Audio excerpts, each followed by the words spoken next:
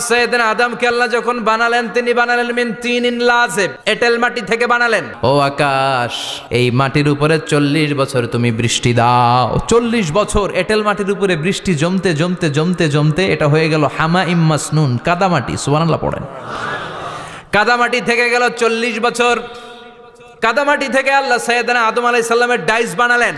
তারপরে আল্লাহ সূর্যরে বললেন, ইয়া শামসু হাররিকি আলাইহি 40 ইয়াউমা, ও সূর্য এবার আদমের কায়ার উপরে, মূর্তির উপরে তুমি 40 বছর সূর্যের আলো দাও। ইসলামিক লাইফ, জীবন গড়ুন কোরআন সুন্নাহর আলোকে। তার এই আল্লাহর কোরআন যদি ঠিক মতো পড়া যায়, মানুষের মতো মানুষ বানিয়ে আপনারা জান্নাতি বানাবে কে? তার মানে এই কোরআন পড়লে মানুষের মতো মানুষ হওয়া যায়। চিল্লায় বলেন, কি হওয়া যায়? সবাই বলেন, মানুষের মতো মানুষ হতে চান তো সবাই? সবাই চাই। আসুন দেখি মানুষের নামে সূরায় আল্লাহ কি বললেন, পড়েন। আউযু বিল্লাহি মিনাশ শাইতানির রাজিম, বিসমিল্লাহির রহমানির রহিম।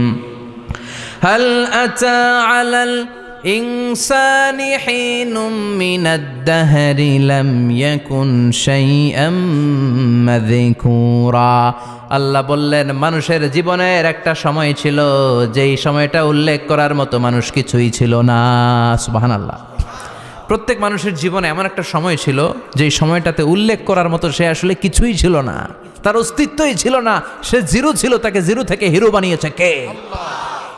হাল আতা আলাল ইনসান, এই হাল হচ্ছে ইস্তেফাম তাকরিরি, বিমানা কাদ আতা আলাল ইনসান। অবশ্যই অবশ্যই মানুষের জীবনে এমন একটা সময় এসেছে, লাম ইয়াকুন শাইআম মাযকুরা, উল্লেখ করার মতো সে কিছুই ছিল না। কার কথা?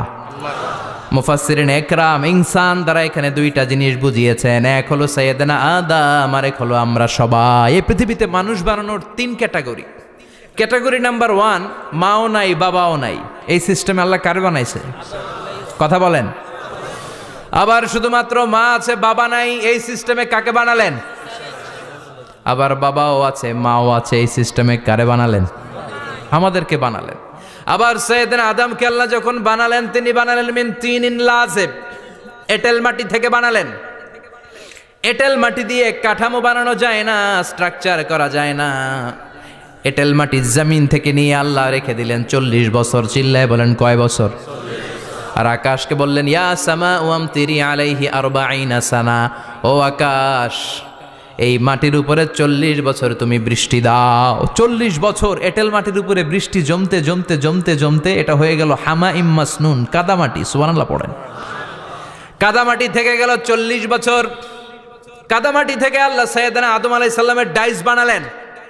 তারপরে আল্লাহ সূর্যরে বললেন, ইয়া শামসু হাররিকি আলাইহি 40 ইয়াউমা, ও সূর্য এবার আদমের কায়ার উপরে, মূর্তির উপরে তুমি 40 বছর সূর্যের আলো দাও। 40 বছর সূর্যের প্রখর ও তীব্র তির্যক তাপে এবং কিরণে আদম হয়ে গেছে এখন সলসলিন কাল ফাখার, টোকা মারলে ঠন ঠন করে। সুবহানাল্লাহ পড়ে।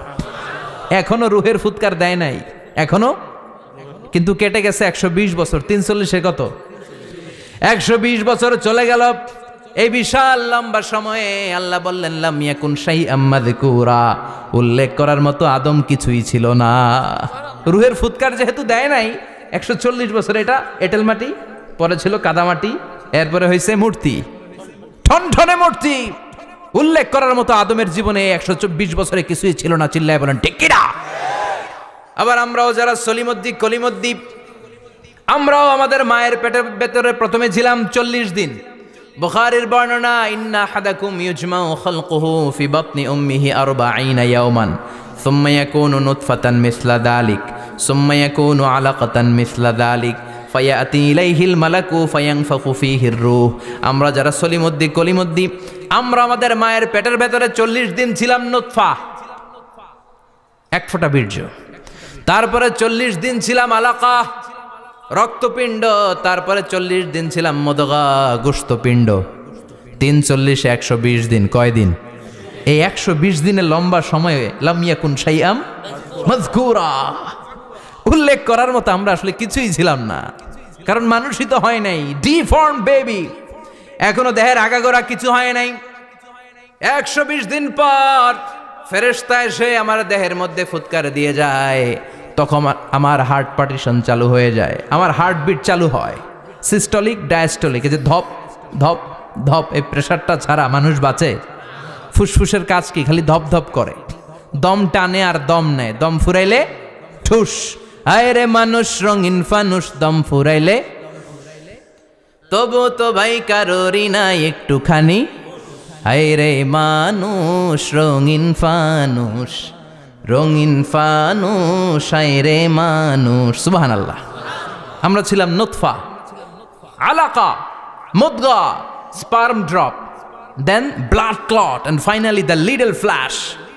আমি আমার এমফিল রিসার্চ করেছি এটার উপর, এটার ইংরেজিতে বলে এমব্রয়োলজি, ভ্রূণ তত্ত্ব। How the little এমব্রয়ো develops in mother ওম, মায়ের পেটে এই ছোট্ট ভ্রূণ, এটা কেমন করে শুক্রাণু ডিম্বাণু থেকে 8 মাস 10 মাস 9 মাস পরে কেমন করে জমিনে আসে।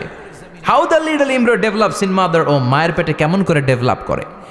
একেবারে ক্ষুদ্র ছিলাম আমি, তুচ্ছ ছিলাম আমি, নগণ্য ছিলাম আমি। আমার কোনো নাম ছিল না, আমার কোনো গ্রাম ছিল না, আমার কোনো পরিচয় ছিল না। এখন দুনিয়াতে আমাদের পরিচয় আছে না নাই? কিন্তু মিজানুর রহমান আজহারি একটা সময়ে লাম ইয়াকুন শাইআম মাযকুরা, তোরা কেউ চিনতো না, তোর নামটাও কেউ জানতো না, উল্লেখ করার মতো তুই কিছুই ছিলি না। এটা দিয়ে আল্লাহ বুঝাতে চাইলেন তোর কিছুই ছিল না, জিরো থেকে আমি হিরো বানালাম। ক্ষমতার দাপট দেখাবি না, ক্ষমতার অহংকার দেখাবি না, টাকা পয়সার গরম দেখাবি না। 2 দিনের টাকার মালিক হয়ে ওর পা জমিনে লাগে না, এরকম টাকা তা ছেড়ে নাই। লাম ইয়াকুন শাইআম মাযকুরা, তোর চেয়ে বড় ক্ষমতাশীল ছিল ফেরাউন। আল্লাহ ছাড় দিয়েছে, ছেড়ে দেয় নাই, ঠিক কি না? নমরুদরে ছাড় দিয়েছে, ছেড়ে দেয় নাই, ঠিক কি না? আবু জাহেলকে ছাড় দিয়েছে, ছেড়ে দেয় নাই, ঠিক কি না? এখনো যারা গাদ্দারি করে, ইসলামের বিপক্ষে কথা বলে, ইসলামকে জমিনের ভিতর গেড়ে দিতে চায়, দেখা যায় আল্লাহ ওদেরকে ছাড় দেয় কিন্তু ছেড়ে দেবে না। চিল্লায় কও ঠিক কি না? পৃথিবীতে কেউ তো স্থায়ী হয় না, হোক না সে ফেরাউন কিবা নমরুদ। কেউ ভাবে চিরদিন রয় না, কেউ ভাবে চিরকাল রয় না। কেউ থাকতে আসে নাই, এত বড় বড় দাপটওয়ালারা সব শেষ। আমি তো প্রায় জায়গায় বলি, আমি ফেরাউনের লাশটা নিজে দেখে এসেছি, যেহেতু আমি আল আজহার ইউনিভার্সিটির স্টুডেন্ট। 200 পাউন্ড লাগে দেখতে, আমি দেখছি ফ্রি। আমার আল আজহারের জামিআতু আল আজহার শরীফের একটা কার্ড ছিল, ওইটা দেখাইলে সব ফ্রি, ফ্রিতে দেখে আসছি। ঢুইকে দেখি ফেরাউন চাচা শুয়ে রয়েছে। আমি বললাম, ফেরাউন চাচা কেমন আছো? How are you, what's up man? কোনো আওয়াজ নাই। আমি জিজ্ঞেস করেছি তাকে, কেমন আছো তুমি, কি অবস্থা, কেমন যাচ্ছে তোমার, হোয়াটসঅ্যাপ? কোনো আওয়াজ নাই। আমি অবাক হয়েছি, এই লোকটার হুঙ্কারে মিশরের জমিন থার থার করে কাঁপতো, আজকে ওরা শেষ করে দিছে কে? আজ আছে কাল নাই, ঠুস, দম ফুরাইলে। এজন্য আল্লাহ বললেন, হাল আতাব আলাল ইনসানি হিনুম মিনাদ দাহরি লাম ইয়াকুন শাইআম মাযকুরা। মানুষের জীবনে এমন একটা সময় ছিল, উল্লেখ করার মতো সে কিছুই ছিল না। আমরা যে কত ক্ষুদ্র ছিলাম আপনি কল্পনাও করতে পারবেন না। ফালইয়ানযুরিল ইনসানু মিম্মা খুলিকা, খুলিকা মিম্মা ইন দাফিক ইয়াখরুজু মিন বাইনিস সুলবি ওয়াত তারাইব। বাবার পৃষ্ঠদেশ থেকে, মায়ের বক্ষদেশ থেকে দুইটা মিলিত হয়ে মায়ের জরায়ুর ভেতরে তোরে সেট করলো কে? আমরা ছিলাম শুক্রাণু। শুক্র চিনেন? স্পার্ম। শুক্রও ছিলাম না আমরা, শুক্রাণু মানে শুক্রের অণু। ডিম্বও আমরা ছিলাম না, আমরা ছিলাম ডিম্বাণু মানে ডিম্বের, আরবিতে বলে আল বুয়াইদা আল উনসাউইয়া। 1 ফোঁটা বীর্যের ভেতরে, 1 ফোঁটা শুক্রের ভেতরে 20 কোটি অণু থাকা লাগে। ওই 20 কোটির একটা ছিলাম আমি। 20 কোটির একটা ছিলেন আপনি। উল্লেখ করার মতো আমি কিছুই ছিলাম না, আমরা কিছুই ছিলাম না। চিল্লা এখন ঠিক কিনা? আল্লাহ বললেন, লাম ইয়াকুন শাইআম মাযকুরা, কিছুই ছিল না। স্পার্ম ড্রপ আর ওভাম দুইটাকে মিলিয়ে আমি আল্লাহ করে ফেললাম জাইগোট। সেইটারে আমি বানালাম এমব্রয়ো, ভ্রূণ, ব্যাঙ্গাচির মতো। শীত বর্ষাকালে বৃষ্টির পরে দেখবেন ব্যাঙের বাচ্চাগুলো খালি ছোটাছুটি করে, তাই না? কালো কালো দেখা যায় না? আমি আপনি আমরা প্রত্যেকে এরকম ব্যাঙের বাচ্চার মতো ছিলাম। হাত পা তো দূরের কথা, ব্যাঙের বাচ্চার মতো ছিলাম। মায়ের জরায়ুর দেয়ালে লেপ্টে ছিলাম। আমাদের হাত ছিল না, আমাদের পা ছিল না, কিচ্ছু ছিল না। সেখান থেকে আল্লাহ আমাদেরকে বড় করতে লাগলেন। এরপরে আমরা হয়ে গেলাম ফেটাস, ডেভেলপড স্টেজ। 120 দিন পরে আল্লাহ তাআলা আমাদের রুহের ফুৎকার দিলেন, আমার হার্ট দিলেন, আমার লাংস দিলেন, আমার গল ব্লাডার দিলেন, আমার কিডনি দিলেন, আমার লিভার দিলেন, আমার ইন্টেস্টাইন দিলেন, আমার দেহের ভিতরে তিনি রক্ত ঢুকিয়ে দিলেন। আমার কলবের এই ধাক্কাধাক্কি শুরু হয়ে গেল। আল্লাহ বললেন এই কলবটা সব চাইতে দামি অঙ্গ, কলবের মধ্যে জিকির ভরতে হবে কার? লা ইলাহা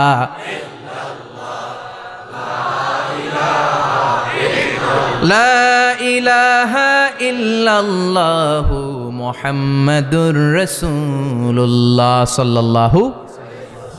কলবের ভেতরে ভরতে হবে আল্লাহর জিকির। অনেকেই কলবের ভেতরে ভরে আয়না, আছে না নাই?